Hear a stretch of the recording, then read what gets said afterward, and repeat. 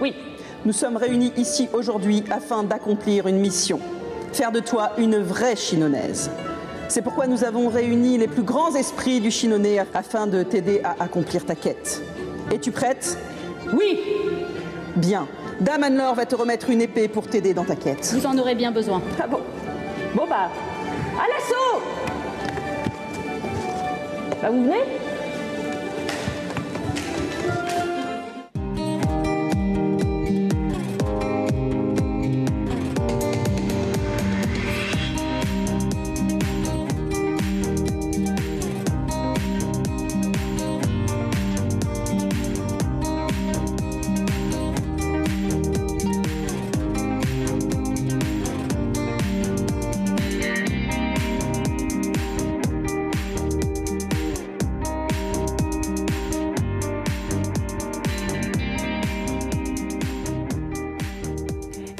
Voilà à l'intérieur de la forteresse et pour ma première leçon pour devenir une vraie Chinonaise, vous allez voir, on commence fort, je vais apprendre à tirer à la machine de guerre. Ça vous dirait de voir une pro tirer à la machine de guerre, les enfants? Ouais! Ok, c'est parti. Et c'est Nathalie qui va me former. Nathalie, maître de guerre, c'est ça? C'est ça. Maître d'armes? Maître d'armes, oui. Maître d'armes. C'est quoi ces catapultes? Alors, c'est pas des catapultes, hein. Déjà, faut pas me mettre en colère dès le départ. C'est quoi? Il y a 3 machines ici. La première, c'est le trébuchet, juste derrière la bricole et encore derrière le couillard. Pourquoi elles sont là? C'est des machines qui sont là dans le cadre de l'exposition à l'assaut. Donc, Okay. On étudie un petit peu les différentes techniques de guerre au Moyen-Âge. Et donc, on a voulu faire quelque chose de vivant. Donc, tous les jours, on réunit l'hoste du Seigneur. Ouais. Et les enfants, les parents, tout le monde est là pour servir le Seigneur, faire partie de son armée. Et on leur apprend à utiliser ces machines. Donc on peut tirer à la machine? Ah mais bien sûr! Allons-y les amis. Mais tout le monde peut tirer en vrai? Ah bah tout le monde, faut être un peu balèze quoi. Ouais. Ouais. Montre-toi. C'est pas mal. Tourne. Bon, pour s'en assurer, la base c'est quand même de soulever un boulet. Tu rigoles? Ah bah non. Non, mais c'est mort, on n'y arrivera jamais. Il y en a d'autres. Mais t'as pas plus petit. Ah attends. Peut-être j'en ai un pour toi. Tu t'es moqué de moi en fait. Mais non. Mais si. Si peu. Voilà. Ah bah ça c'est Celui-là, beaucoup il est mieux. mieux. Celui-là j'y arrive. Okay. Donc là tu me l'as préarmé, c'est Ouais, ça? on a armé, donc on a descendu le mât là. On va juste mettre le sac en cuir. D'accord. Et puis on va démarrer on va démarrer le tir ensuite. Donc accroche voilà, juste le mon petit boulet qui s'en crochet va. au bout. Ok. Et ensuite on va aller mettre le sac en cuir au fond ici de la gouttière. C'est ça la gouttière? C'est ça. Je peux me rapprocher? Oui, un petit peu, voilà. Hop. Et alors là, il va falloir le retourner juste. Comme ça? Alors, je vais te mettre dans le bon sens. Vas-y, ouais. Pour que les...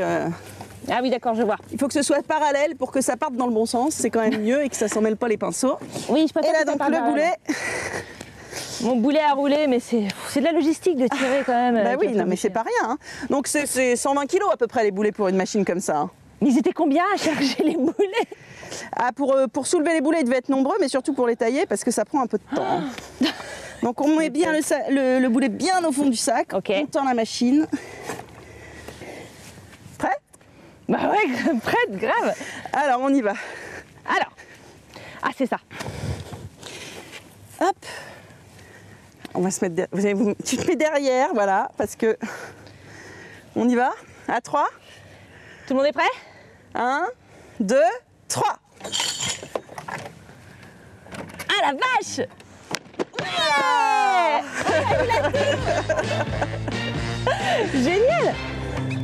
Non, Mais ce n'est pas tout, il y a plein de choses à découvrir ici. Les machines de guerre donc, mais aussi des canons restaurés qui viennent de Loches, de l'autre côté du département, des arbalètes grandes ou petites, des épées.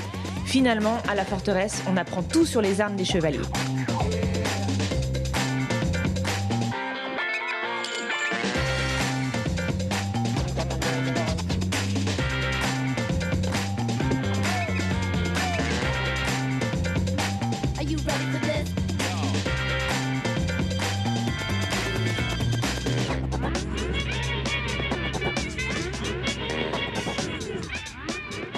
Mais au fait, pour être une vraie Chinonaise, je dois évidemment avoir les bases concernant la forteresse elle-même.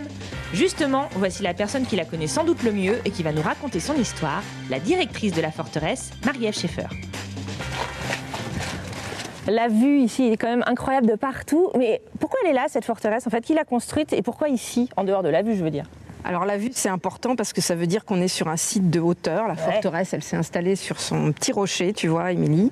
Et on appelle ça en langage scientifique un site dépombarré. Donc là, on peut surveiller tous les accès, on peut surveiller la rivière. C'est ça, les Anglais qui arrivent. Tout le monde. Et alors justement, qui est le personnage central ou les personnages centraux de la forteresse? Alors on en a deux pour le Moyen-Âge. On a au début du Moyen-Âge, au XIIe siècle, on a donc le roi d'Angleterre, Henri II Plantagenet. Je ne sais pas si tu te rends compte, Émilie, c'est la forteresse du roi d'Angleterre. Forteresse royale. La forteresse royale. Voilà, donc lui, il avait plusieurs châteaux, mais il était maître d'un empire qui allait de l'Écosse aux Pyrénées. Et c'était son château préféré sur le territoire. C'était ça, c'était Chinon et pas ailleurs. Voilà. Et le deuxième personnage? Alors le deuxième personnage, c'est un petit peu plus tard. On va se projeter au cœur de la guerre de 100 ans, donc un contexte très troublé où on se dispute le trône de France. Donc Charles VII n'est pas encore roi. Et là, Jeanne d'Arc arrive de sa Lorraine-Latale pour le rencontrer. Jeanne d'Arc, et qu'est-ce qu'elle va lui dire? Eh bien, elle va lui dire qu'il faut qu'elle l'amène se faire sacrer à Reims, qui est le lieu où on sacrait tous les rois de France, parce que tant qu'il n'est pas sacré à Reims, il n'est pas légitimement le roi de France. Mais il y a un gros problème. Est-ce que tu sais quel est le problème? Non, dis-moi. Eh bien, le roi sans Jeanne d'Arc, il ne peut pas aller à Reims se faire sacrer, parce que à cette époque-là, Reims est tenu par les troupes anglaises. Eh oui. Donc c'est pour ça qu'elle va l'aider jusqu'à ce qu'il puisse être sacré à Reims. C'est ici que tout s'est passé. C'est ici que tout commence. C'est ça. Si je comprends bien, la forteresse est un lieu essentiel de notre histoire locale et de l'histoire avec un grand H, celle de l'Europe. Mais je vais découvrir que dans le Chinonnais, on n'est pas du genre à roupiller sur ses lauriers. Chinon, ville d'aujourd'hui? Oui, aussi. Et c'est Jean-Gérard Pommier, le président du département himself, qui nous le dit, parce que oui, la forteresse, elle est au département d'Indre-et-Loire, et donc un peu à vous et un peu à moi. Direction les remparts. Waouh, bah je comprends pourquoi vous m'avez demandé de vous rejoindre ici. Ah, on voit ma maison? Non, presque. Voilà, on est où ici? C'est un lieu incroyable avec ce panorama. C'est tout le Val de Loire, un château, de la vigne, de la rivière, de la campagne. C'est magnifique. Et un paysage avec des toitures très belles et de la pierre ancienne. Comme disait Rabelais, Chinon, petite ville, grand renom. Cise sur pierre ancienne, en haut le bois, en bas la Vienne. Et c'est d'ici que les Anglais ont décidé d'être arrêtés, avec la scène de la reconnaissance. Ils n'ont pas été arrêtés ici, mais à Orléans, mais ça s'est fait ici. Et alors c'est une ville d'histoire, bien sûr, Chinon, mais pas que. Il se passe plein de choses encore aujourd'hui. Comment ils sont les gens autour de Chinon? Comment sont les habitants? Ben, ils sont dynamiques, ce sont des héritiers de Rabelais. Mais il n'y a pas que Chinon seul, il y a tout un pays. Azel-Rideau a réouvert. C'est une nouvelle très importante, parce que 400 000 visiteurs à Azel-Rideau, c'est plus de visiteurs pour Chinon. Rignucé, Lillette, le château du Rivaux, Fontevraud, plein de choses. Et il y a plein de choses. Il y a de l'œnotourisme, il y a différents musées. Chinon, il se passe beaucoup de choses. Et le département, qui est propriétaire de ce monument, fait beaucoup pour le château. Bien sûr. Et d'ailleurs, il y a des choses qui ouvrent régulièrement à la forteresse. Je sais qu'il y a un petit sentier récemment qui a été inauguré. Alors, il y a d'abord eu un escape game, qui était un petit peu pionnier en son genre. Il y a des animations tous les jours, matin, après-midi. Vous l'avez fait? Oui, je l'ai fait. Je l'ai fait. Ça m'étonne pas. Et puis il y a aussi la mise en lumière le soir pour dîner à Chinon, qu'on puisse profiter face au château. C'est magnifique. Et puis on va faire un petit clin d'œil aussi, c'est offrir un spectacle pyrotechnique pour la fin des médiévales. Mais là, c'est secret. Bon, vous m'emmenez dîner Je vous emmène. Allez, on y va. Tarte vigneronne. Bon, la tarte vigneronne, c'est négocié pour le dîner. Mais d'abord, nouvelle étape dans ma formation, je vais découvrir que les vrais Chinonnais connaissent la forteresse, bien sûr, mais pas que. Il y a beaucoup d'autres lieux un peu moins connus, mais tout aussi riches à découvrir, et en famille en plus. Ah, ça tombe bien, c'est l'heure de mon rendez-vous avec une autre grande ambassadrice du Chinonnais, Patricia Legnaud. Patricia, on est en haut de la forteresse, mais il n'y a pas que la forteresse dans la vie, il y a d'autres joyaux dans le Chinonnais, par exemple. Eh bien évidemment, il y a le château du Rivaux, c'est le château de princesse et de chevalier du Chinonnais, donc il est complémentaire tout à fait de la forteresse. Il est à 5 km d'ici, et donc c'est un château qui a la féerie comme fil rouge, le merveilleux. Et c'est pour ça que chaque année, je mets en scène des expositions qui ont trait à l'histoire, mais revues par les artistes de notre époque, avec la bouffonnerie, la loufoquerie que certains artistes veulent bien y mettre. Oui, j'adore, moi c'est la princesse qui repasse sa robe, je trouve ça génial, si notamment notamment, c'est ce qu'on peut voir dans l'exposition. Il va se passer plein de choses cet été au château du Rivaux. Oui, ben on a évidemment les joutes. Tout le monde adore les joutes parce qu'on est à 2 mètres des spectateurs. Les spectateurs sont à 2 mètres des chevaliers. C'est génial. Et les chevaliers sont en véritable armure, sur des chevaux caparaçonnés, dans des couleurs magnifiques. Et ils combattent pour de vrai. Et d'ailleurs, c'est même un peu... Il y a un frisson qui vous parcourt. À chaque fois, moi, j'ai peur. Et puis, il y a beaucoup d'autres animations à ce moment-là. Il y a un campement médiéval, il y a plein de choses. Et puis, tout l'été, chaque jour, on a des animations différentes pour les enfants. Ainsi, il y a la chasse au trésor, parce que figurez-vous qu'évidemment, il y avait un trésor au Rivaux. Bien sûr, comme dans tous les vrais châteaux. Et figurez-vous que le seigneur du Rivaux avait été emprisonné et que pour le sortir de ses oubliettes, eh bien, il fallait une potion magique. C'est ce qu'on apprend à confectionner aux enfants, avec un druide qui les accompagne.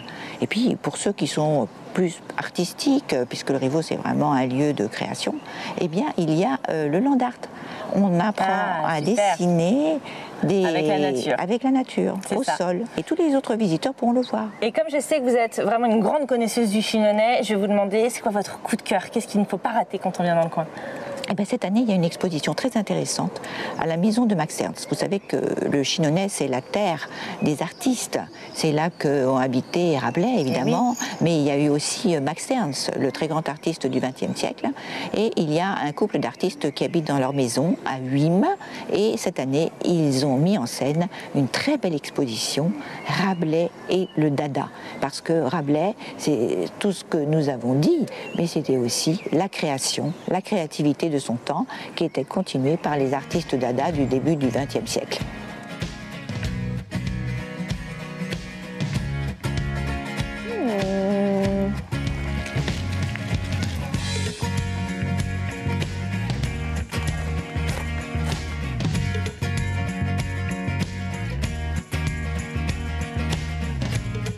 Vous êtes venu dessiner la forteresse royale.